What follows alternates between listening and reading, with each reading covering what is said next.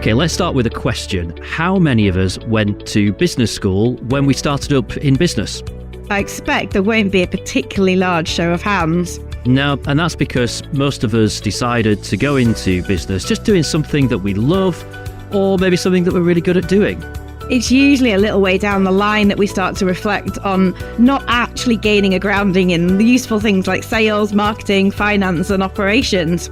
Yeah, and that's when it all starts to feel, well, a bit difficult. I'm Nicky. I've been running businesses since 2004, and I'm the founder of the Growth Community, which is a place where businesses come to network and support each other's business success.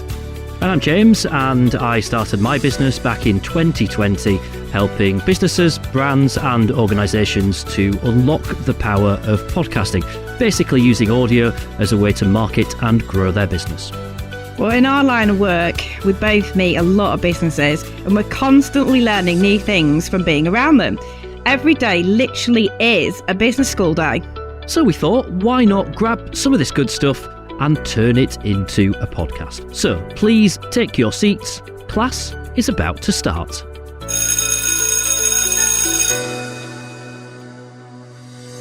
Hello class and welcome back. We have another guest to introduce to you. Hello everyone, so I'm Talisa Gill and I am the owner of 10x Marketing Consultancy, and we are a content marketing agency to help people with their marketing and generating leads.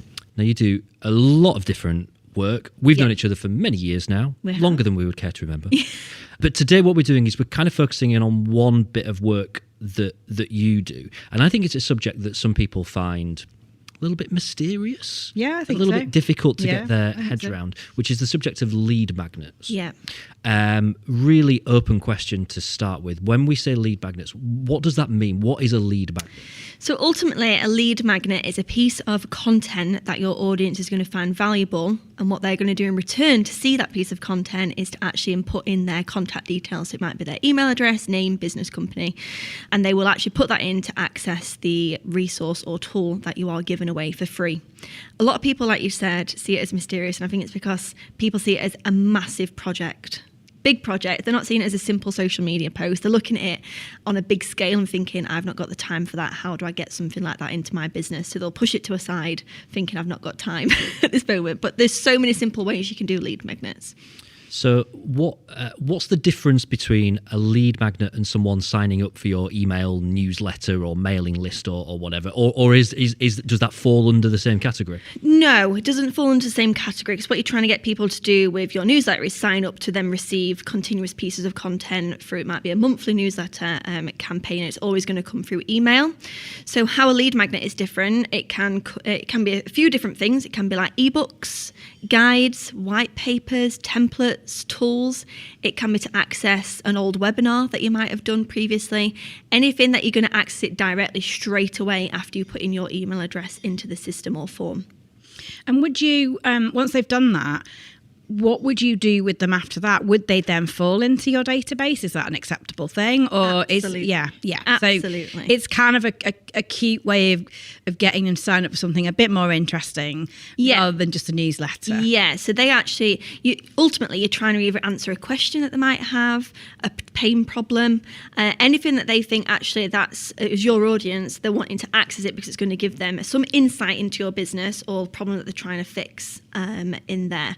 But yeah, there's not just the lead magnet, there's the after journey after that, once someone's downloaded it.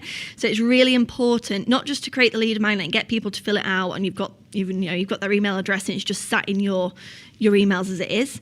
It's really important to add that email into your CRM system, into your email marketing system, and then actually follow a series of email nurture paths after that. That's going to warm them up, a little bit further. When people do download a lead magnet, it is classed as a cold lead. Yeah. But it is quite cold. They're just giving their email to you to say, I want to access this piece of information. So it's then important to create those emails that follow on as a journey to warm them up a little bit further to hopefully then convert into them wanting to book a call with you or, a meeting. So essentially then this is like a whole campaign that's completely separate to your usual email marketing that you're doing. It's a little process that you're going to devise to take them on a little journey. Yeah, and ultimately ultimately they will just sort of, I guess, fall off the other end into your normal email marketing unless they decide they don't want to be and they unsubscribe. Yeah. So the magnet itself then, does it have to be something reasonably substantial? Is it something that, I'm guessing it's got to have good value. Yeah. So you can't just do anything. Yeah. What would be a good example of a lead magnet? So I'll give you one of my easiest examples that I've done inside my own business. So every month we do social media for different clients. And at the end of each month, we've got an Excel document that we've created lots of different formulas in. That is basically a reporting software that we can send to the client to show them how their social media have performed over the month. Now, that report we're using internally for our clients, and that is a valuable piece of information that we give them as part of them paying for our service. However, we then realised that we could have that report and actually give that away as a template to people that we're not working with, but they might be doing their own social media to see how they're performing themselves. So it could be a tool that you're currently using in your business that you're not giving away, that you could actually put onto a landing page on your website for people to download in the future. Now, there's a lot bigger scales, such as like ebooks, guides, where, it could be 20 pages plus, and that could take you a few months to do all the research, collect all the content and write it all, design it all. But I'll always say to people, the first step is to look inside your business. What tools do you actually have at the moment, or what other marketing tools have you used, such as, you might have done a webinar in the past, a podcast in the past. Is there anything that you think's a good value for people to actively put in their information to access again in the future? So where do landing pages, where do lead magnets live? Do they live on landing pages? Yeah. So I'd always say, if you've got a lead magnet, create a landing page on your website. Some people might not have a website, and they might just decide to use, their email platforms where you can create landing pages inside those. It might not be your specific domain, and it won't be searchable through Google. But that's an easier or a cheaper way of doing it if you've not got a website already. So you'd create the landing page. On there, you'd have a form, which hopefully integrates into your CRM system or your email marketing system that people could complete, and then the resource would open up automatically. There's a bit of an argument with people, do you have it appear straight away, or does it go into people's inbox as we'll send you the email, look out for it, and then you're opening it up and then you can access it? I like to do both because I'm always worried that, there's a lot of junk emails. I don't want it to get lost, and I don't want people to get frustrated that they're having to go to another place to access it after they've filled out the form.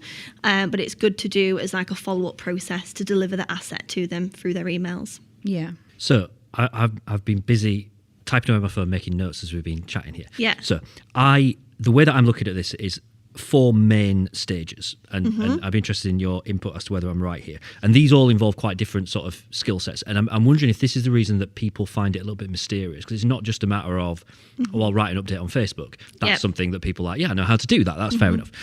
So you've got coming up with the idea. So kind of like the real sort of creative part of it, which is what kind of lead magnet would work for me. Is it something I've already done? Do I need to go away and put a few days aside to write a new book? So coming up with that initial idea. And what's important with that is to make sure it's something that your audience wants as well. Not just you thinking, they might want this. Right. Like actually start to speak to your audience, maybe speak to clients that you're already working with to see what they would find potentially useful as a tool or a guide or an ebook. Yep. See what your competitors are doing as well. I know that's, people get worried about that, but have a look what competitors are doing. Have a look what people are actually actively searching for in Google, because it might be questions that you might want to answer through this lead magnet. But I'll always say to people, don't be afraid to give away your best kept secrets. This is exactly what I was going to ask next on this first step. What level of knowledge should you be looking to give away? Because you hear people kind of say, "Oh, I don't want my competitors might find out how I do things, and I don't want people knowing that, and that's what people pay me to do. So I'm not going to give them that for free." Where does that line sit, and how? Maybe more, it's a psychological question about how. What do you say to people to convince them that actually you do want to be giving away some of your best stuff? Yeah. So the top marketing experts always say your audience want to trust you and want as much information as they can get without them actively needing to seek it or speak to you directly. Yeah. So that's always something important to have. And just as probably you're looking at what competitors are doing, they're probably looking at what you're doing in all your other marketing activity as well. Yeah. So I'd always say to people, don't be too worried about giving away too much. If it is a tool or a resource that kind of naturally flows into a paid service that you're offering.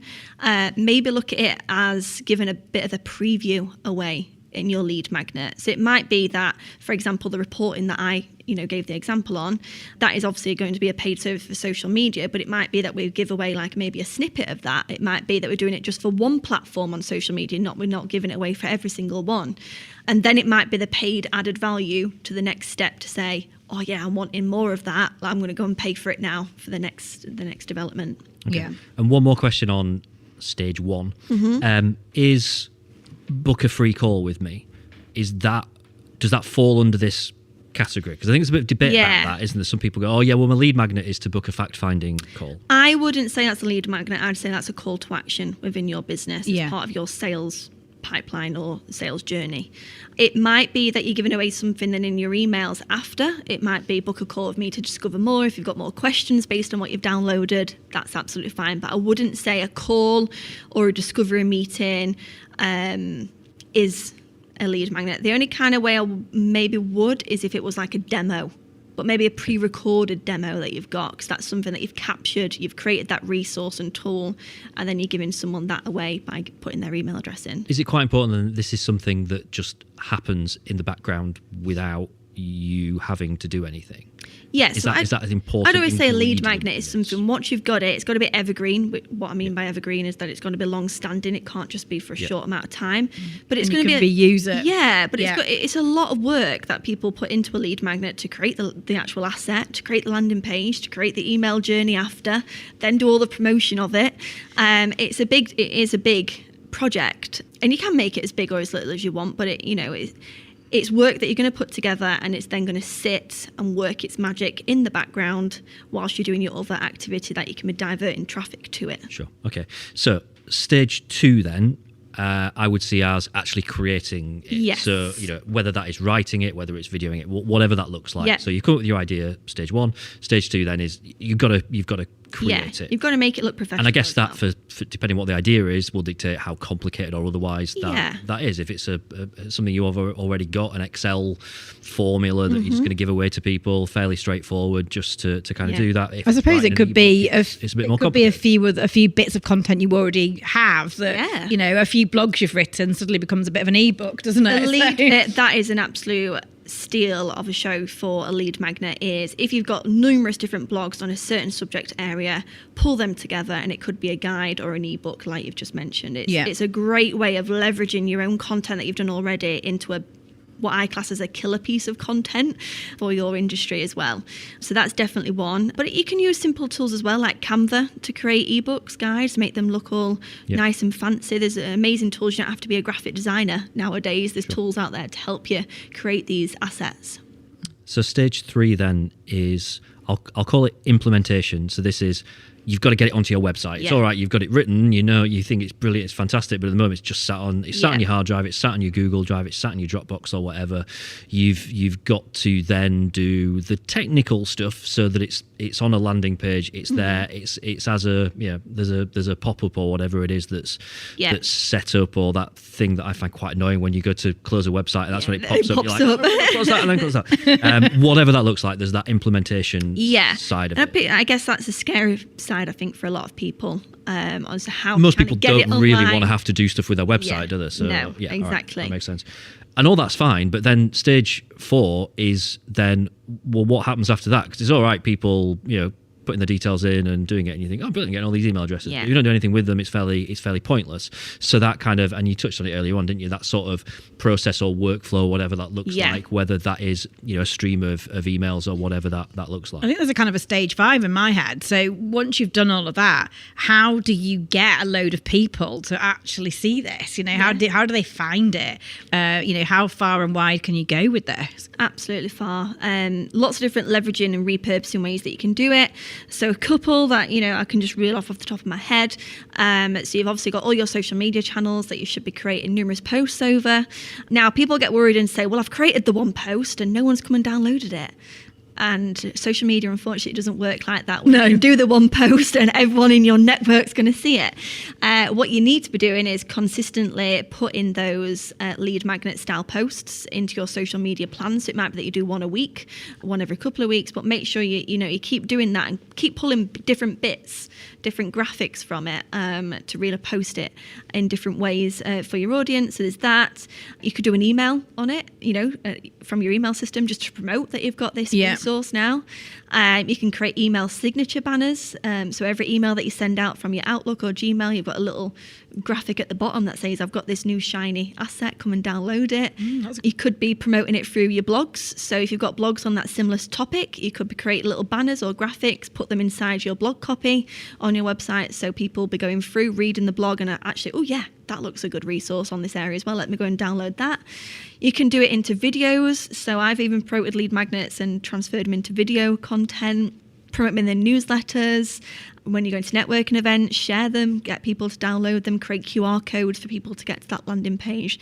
There's so many ways. I mean, I have got a tool at 10X on my website on how you can repurpose and leverage, but for different pieces. But yeah, there's lots of different ways where you can literally go through and tick them off as you've done them. It's a lead magnet for lead magnets. That's brilliant. That's fantastic. I've got a couple more questions, and then I'll probably think of some more as well, actually, because this is something that I could just ask a million questions about.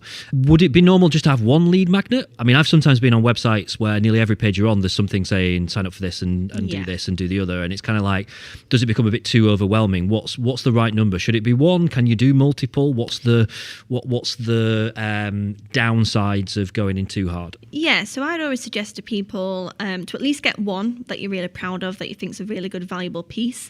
And then if you look at the different types of lead magnets, like an ebook, a template, a guide, a piece of video content, if you were wanting to create lots of different lead magnets, try and start to go through those different journeys, because everyone has different learning styles as well. So it might be that you prefer to read through a PDF. It might be that you prefer to watch a pre-recorded video. It might be that you prefer a tool that's a bit more interactive to work with. So do all those. I'll always say to people that whoever I work with as clients, one lead magnet a quarter or half a year is more than enough, because like I said, it can be a project in itself. It can take a few weeks to create it, then a few weeks to get it online, a few weeks to do the email nurture sequence.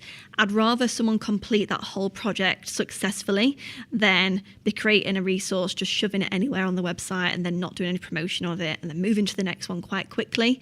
So yeah, clients that I've worked with over the last couple of years for a longer term marketing strategy, we normally say one a quarter to one every half year at this moment in time. Is there any precedent in people doing lead magnets that people pay for? So yes, rather than just getting it for free. Yeah, so that's what I'd start to class as more of like a passive income strategy. So you might have a lead magnet that pushes into a passive income strategy. So it might be that you're giving away a slight demo or a preview of something, and then move it then into a selling piece of art for your marketing as well. Yeah, so effectively it can kind of, we'll give you so much of this, but then here's the big bit, and it costs a bit more. I suppose it's a bit like the way a lot of people do training course, online courses, don't they? Do like a mini one, which is like 20 quid, and another one that's about the intermediate one that's a couple of hundred, and then there's the big old singing or dancing one that costs a couple of grand or whatever. A lot. So a lot of coaches and like fitness maybe people do this kind of style of marketing where they'll give you can have a week where you're going to download all these courses. So you've got a week, and then you get to the end, and then you want the actual coaching as the next step up. So then you go to the paid option to move forward with. And it's a way of just getting people into your pipeline, getting a little bit of a taste of what you offer, and then for you to kind of convince them that they need that next step up to get the maximum potential. So my last question is probably quite a big question, in that I think we've done a fairly good job there of kind of going through the theory of how it works and the kind of work that's involved and what you've got to do. And let's be fair, there's a fair amount of work there. This is not like I'll set an afternoon aside and I can it's a big old job. What's the point then? Is it genuinely worth it? Is this kind of project right for everyone? Will everyone see a return on investment for whether it's their time, whether they outsource parts of it? Because we could be looking at a project there that involves outsourcing parts of it to different people. Your costs could really start to rack up there. Is it going to be right for everyone? And what what would someone actually get back from doing this? Yeah, it's probably out of the marketing strategies, apart from if you're going through the paid route of, PPC, it's the highest lead generator that you can do in your marketing. I suggest lead magnets to a lot of businesses who might be struggling to grow an email database and they're not wanting to buy data because they don't have any success from it. And I've worked with people that want to become more of a thought leader in the industry, so showing off their expertise, who want to educate their audience as well. So all those collectively should be telling you why you need to do it, in terms of it's going to generate your leads into your business. It's a good way to get cold leads that you can warm up into a hot lead. That can all be working in the background without you coming into the resource, into the client, from the day dot of them inquiring or researching or engaging with you as a business. And do you think that's relevant for people who are a bit of a one-man band as much as absolutely saves them businesses so much that time. Are scaling up and stuff like that? And you've got to think as well, once you've done a lead magnet, you could probably for at least 3 months fill out your marketing campaign plans from that lead magnet. So it's a way of creating a killer piece of content that's going to repurpose down into loads of micro pillars for every single, strategy that you have for your marketing as well. And I think actually it's a really true piece of marketing as well, isn't it? Because, we know that people don't just... rarely do people just kind of see something and go, oh, I want to buy that, particularly in a business-to-business environment. We expect that we've got to keep whetting their appetite. So actually, if you are not the sort of person who wants to just pick up cold leads and get on the phone to people, it's a really beautiful marketing way of actually taking them on that journey without you only getting to kind of interact with them at the point where they are genuinely warmer than they were when they came in. It's the number one tool for like inbound marketing. So if you're really wanting to focus on inbound marketing, so you're getting people to come to you as a lead, you're not actively trying to find them and contact them on an off chance, when people don't like it and they get their back up.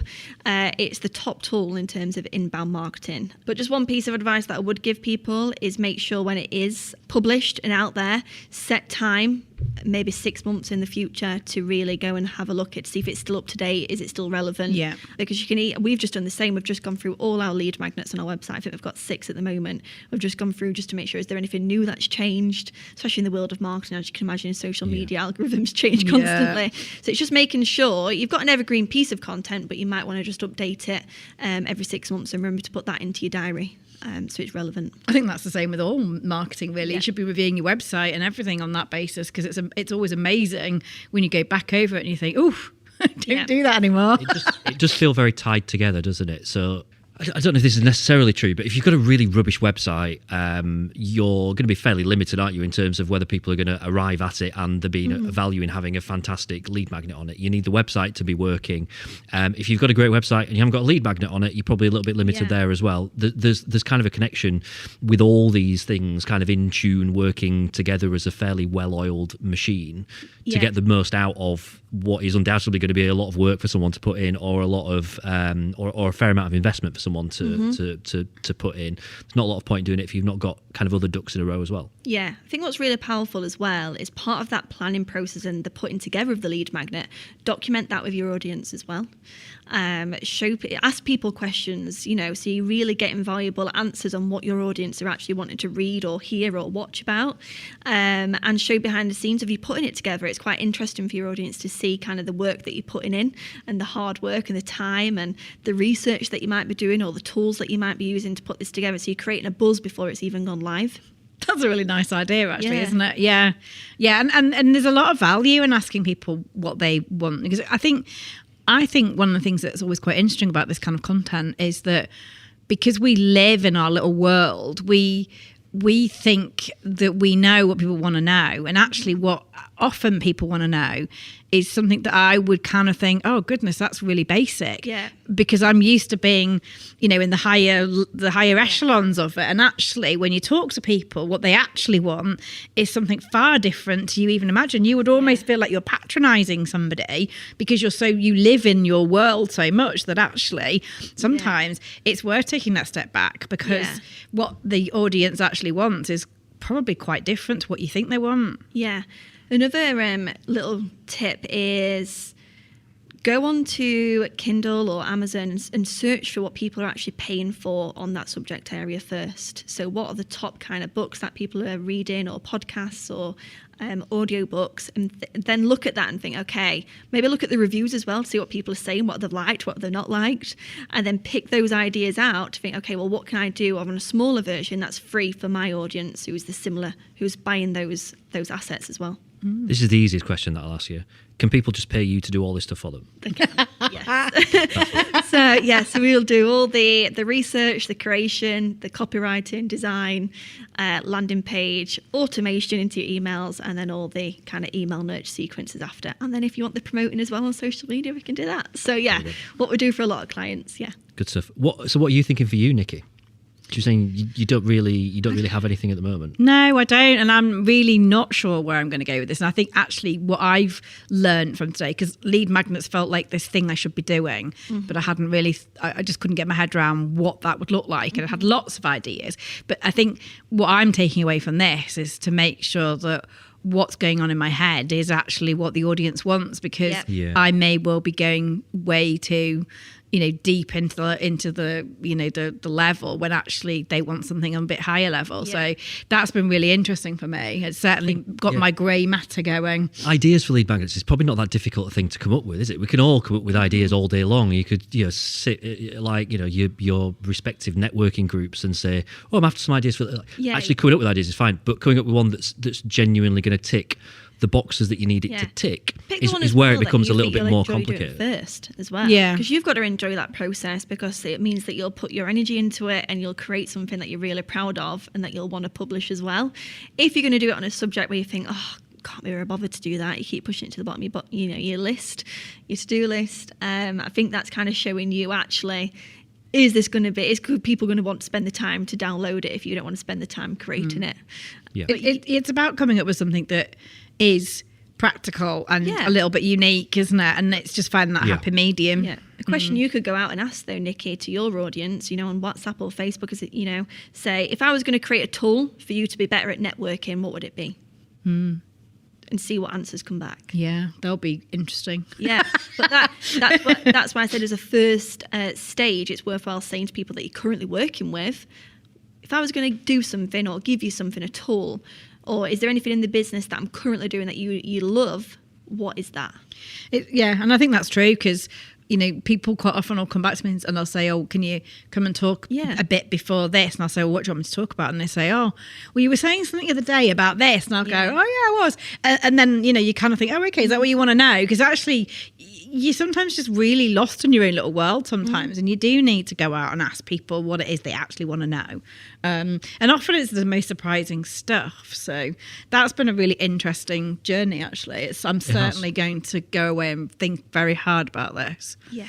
So in this podcast, we've invented this character of Steve. This wasn't deliberate. We didn't talk about this beforehand. It just happened naturally. Steve's just started a business. He's kind of, he's got some ideas of what he's doing and stuff, but very kind of, wet behind the ears. Is that a phrase? Have I made that up? Wet behind the ears, yeah. Right. Steve's thinking, all right, lead magnet, definitely something I need to do. I haven't got time. And Steve realises he needs to come and talk to you to find out a bit more about the process and see how he can make it work for him. So how does Steve get in touch with you?